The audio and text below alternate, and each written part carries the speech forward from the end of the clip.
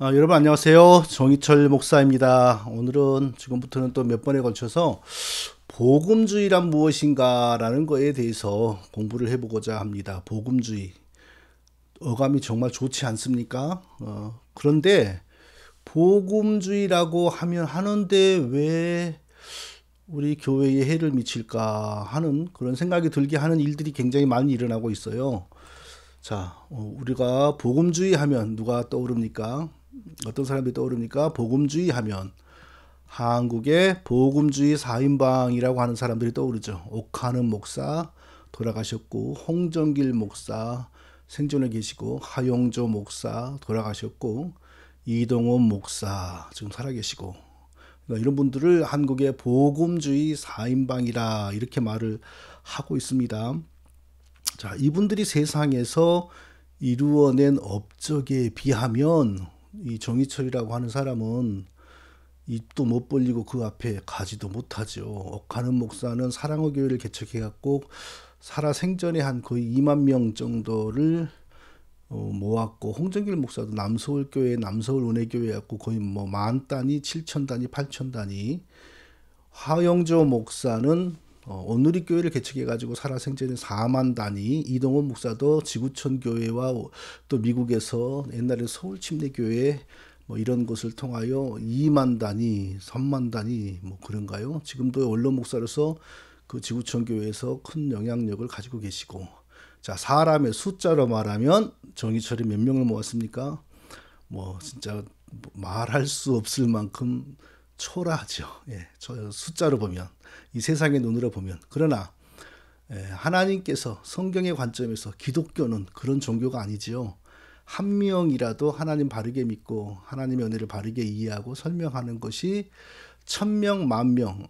쉽게 말해 교황은 12억을 거느리고 있지만 교황의 신앙과 인생의 의미보다는 이 정희철 목사 한 사람의 인생의 의미와 신앙이 훨씬 더 값어치가 있는 것이죠. 그걸 부정한다면 그리스도인이 아니죠. 그럼 이분들이 교황보다 사람을 많이 모았습니까? 교황은 12억인데 옥하는 목사 말은 뭐 끼케와야 2만, 홍정일 목사 만, 온누리 하영조 목사 4만, 이동호 목사 한 2만. 교황에 비하면은 잽도 안 되네. 그럼 교황하고 비교하지 말고 이만희하고 한번 비교해 볼까요? 이만희는 적게 잡아도 12만, 많이 잡으면 20만입니다. 그런데 여기서 이만희만큼 모은 사람 누가 있어요? 숫자로 말하면 이들은 다 이만희 앞에 아무것도 아니에요. 그러면 그런 기준이 옳은 기준입니까? 아니잖아요. 사람의 숫자, 건물의 크기. 자, 기독교는 이런 것으로 따지는 종교가 아닙니다. 그러니까 지금부터는 더 이상 뭐 이들이 얼마나 세상에서 영향력이 있었고 숫자를 몇 명 모였고 이런 말을 할 필요가 없어. 숫자 얘기하면 교황을 얘기하면 돼요. 또 그 다음에 멀리 가지 말고 이만희를 얘기하고 그러면 됩니다. 자, 그 복음주의가 무엇이길래 복음주의 하면 이렇게 유명해지고 세상에서 명예도 얻고 출세도 하고 이렇게 또 성공할 수 있을까요? 복음주의에 대해서 우리가 공부를 해보도록 하겠습니다. 자, 복음주의라는 용어를 먼저 정확하게 이해할 수 있기를 바랍니다.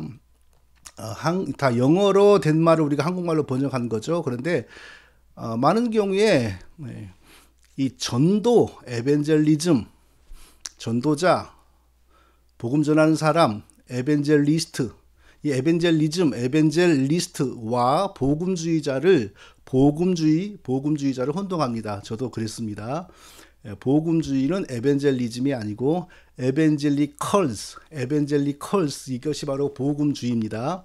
그럼 복음주의자는 에벤젤리컬리스트가 복음주의자입니다. 그러니까 일반 전도자와 이 단어가 구별됩니다. 근데 많은 분들이 복음주의를 논하면서 에벤젤리즘 뭐 이렇게 얘기를 해요. 그러니까 그 영어 단어에 있어서 혼선을 우리가 많이 겪더라고요. 어쩌면 0.1% 내지 1% 정도, 저도 지금 혼동하고 있는지도 몰라요. 바르게 알았으면서 몇 개월 뒤에 보면 또 저도 혼동을 하고 있고 그런 경우를 제가 종종 발견을 했습니다.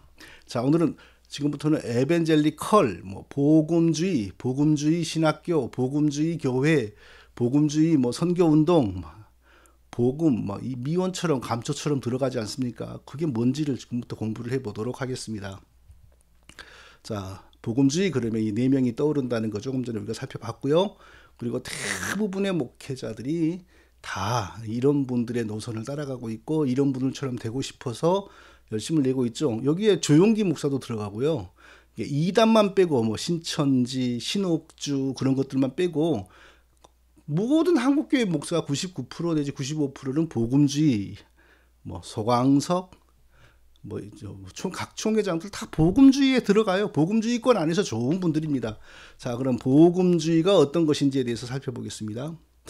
자, 제일 먼저 그럼 복음주의가 무엇인가? 도대체 복음주의는 무엇이길래 언제 어떻게 생겨난 것일까? 복음이 아닌 것을 믿던 시대에서 벗어나 복음을 믿기 시작할 때, 그러니까 복음이 아닌 걸 붙들고 신앙생활하던 교회가 복음으로 돌아와서 하나님께 예배하기를 시작한 거, 그게 바로 복음주의입니다. 그럼 언제부터일까요, 정확하게? 뭐 시대마다 거짓 복음에서 참된 복음으로 돌아오는 운동이 시대마다 항상 있는데요. 역사를 크게 볼 때 복음이 아닌 것을 붙들고 살던 교회들이 복음으로 돌아와서 복음주의가 되는 명확한 분기점이 언제냐 하면요. 언제라고 볼 수 있냐면 바로 이때부터라고 볼 수 있습니다. 이때가 지금 무슨 때입니까?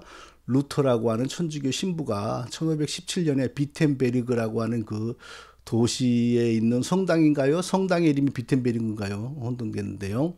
그 성당의 대문에 우리나라 말로 하면 대자보를 써붙여요. 야, 지금 우리가 믿고 있는 거 이러한 거 95개, 이게 과연 성경에 근거가 있는 것이고 하나님이 우리에게 믿으라고 가르치신 것이 맞느냐라고 의문을 딱 제기할 때, 그게 바로 종교개혁의 포문을 연 거 아닙니까? 복음주의는 그때부터 시작이 되었다, 이렇게 이해를 하셔야 됩니다. 복음주의는 역사상, 그러니까 중세의 암흑 천주교에 딱 사로잡혀 있던 교회가 이게 하나님이 우리에게 주신 복음이 맞냐라고 의심을 하고 종교개혁을 시작을 딱 하지 않습니까? 1500년대 초부터 바로 종교개혁과 함께 시작이 된 게 복음주의다, 이렇게 이해를 하면 되겠습니다. 자, 그런데 종교개혁이라고 하는 큰 지분 하나인데 그 종교개혁 안에서도 계보가 있지 않습니까? 1517년에 제일 먼저 기치를 들었던 루터라고 하는 사람을 중심으로 이루어진 종교개혁 복음주의 운동, 뭐 쉽게 말하면 그건 루터파 교회죠. 루터교회, 루터파 복음주의의 열매는 루터교회다, 이렇게 생각하면 됩니다. 그리고 시기적으로 이제 굵직굵직하게 그 다음에는 칼빈이라고 하는 사람이 프랑스 사람인데 등장해가지고 스위스에서 활동하면서 하나의 또 주류를 형성을 했습니다. 그걸 또 칼빈파 복음주의라고 할 수 있습니다. 칼빈과 루터 사이에는 굉장한 타협할 수 없는 차이들이 많이 있었으니까 결국 루터파와 칼빈파가 갈린 거죠. 같으면 칼빈이 루터파 밑으로 들어갔겠지요. 그래서 루터파가 되었겠지요. 루터는 제일 먼저 천주교에 대해서 회의를 품고 나왔다는데 큰 의미가 있지만, 그래도 아쉽게도 천주교의 때에서 다 벗어나지 못한 부분들이 굉장히 많았습니다. 대표적인 거, 성찬에서는 천주교 우상과 미신을 거의 그대로 따라갔죠. 성찬의 빵과 포도주 위에 아래에 옆에 사이에 중간에 예수님의 살과 피가 실제로 있다라고 하는 공제서를 주장을 했습니다. 그러니까 천주교는 빵과 포도주 그 자체가 진짜 예수님의 살과 피다, 화채설. 루터는 그 빵과 빵 위 아래 옆에 좌우에 사이에 중간에, 뭐 표현이 좀 이상하더라고요. 예. 그러니까 거기에 뭐 그 자체가 예수님의 살과 피는 아니지만 예수님의 살과 피가 거기에 있다는 건 맞아요. 예, 그렇게 주장을 했어요. 오늘날 그래서 루터파 교회에 가보면 어떤 일이 벌어지고 있냐면 빵과 포도주를 예수님과 동격시하고 신성시하면서 그 앞에 절하는 아주 무섭고 가증한 우상숭배가 진행이 되고 있습니다. 제가 어떤 도시에서 교회를 개척할 때 미국 루터 교회를 빌려서 개척을 했는데, 처음에 가서 이해가 안 되는 게 이 사람들이 십자가 밑에 뭔가를 향하여, 하얀 보자기 밑에 뭔가를 향하여 그렇게 절을 해요. 이렇게.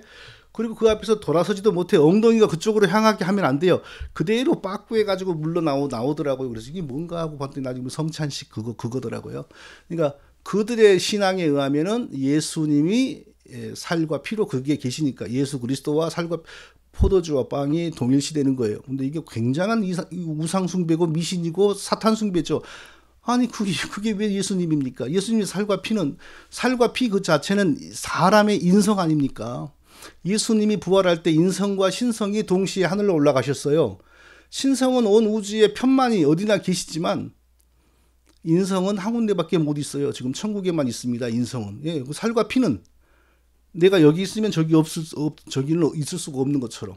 그러니까 예수님의 인성은 살과 피는 지금 천국에 계시는 거예요. 천국에 계시는데 그게 어떻게 여기도 있을 수가 있어요. 그러니까 천주교의 성찬과 루터교의 성찬은 바로 그 점에서 비성경적이고 비성경적인 뿐만 아니라 아주 사악한 귀신 숭배입니다. 그러니까 거기에 빠진 사람들은 매일 가서 이렇게 하나씩 얻어먹고 은총이 들어온다, 힘이 온다, 성화가 더 촉진된다 이렇게 믿어요. 그건 미신입니다. 하나님과 하나님의 그 가르침과는 전혀 상관이 없습니다.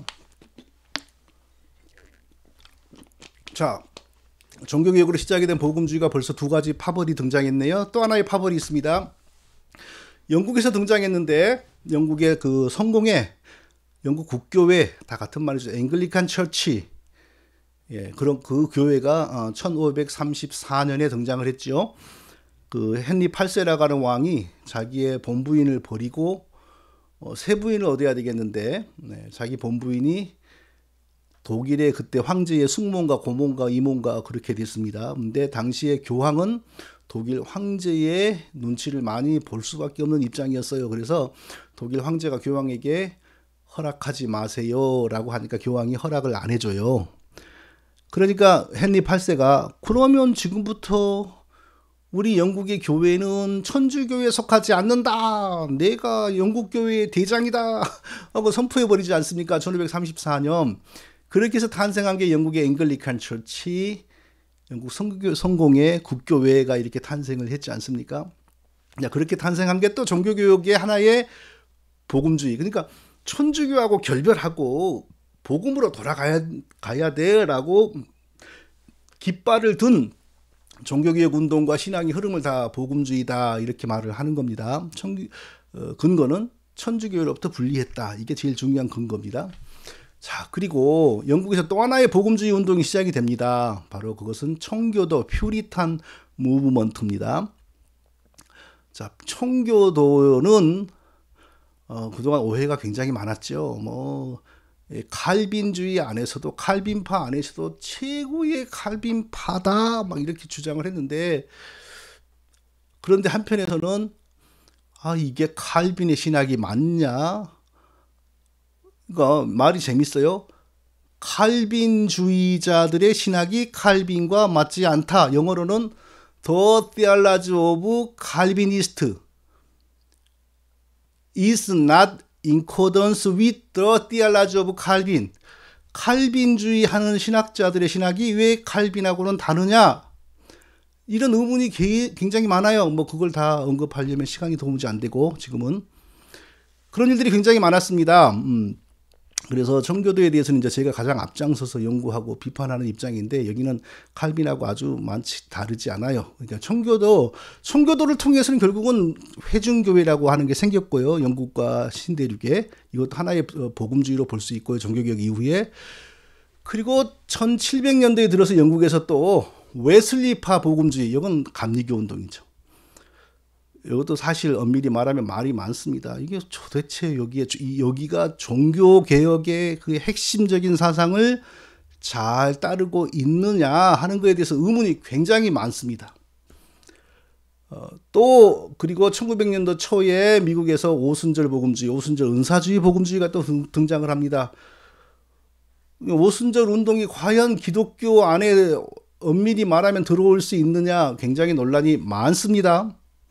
그러나 복음주의 안에서는 루터 계열, 칼빈 계열, 앵글리칸 영국 성공회, 청교도, 웨슬리 감리교, 은사주의 오순절, 이거 말고도 또 조금 있겠죠. 이게 크게 이게 다 복음주의다. 그리고 복음주의 선교운동 그러면 다 여기하고 협력하고, 복음주의 협회 그러면 다 여기 하고, 그렇게 돌아가는 것입니다.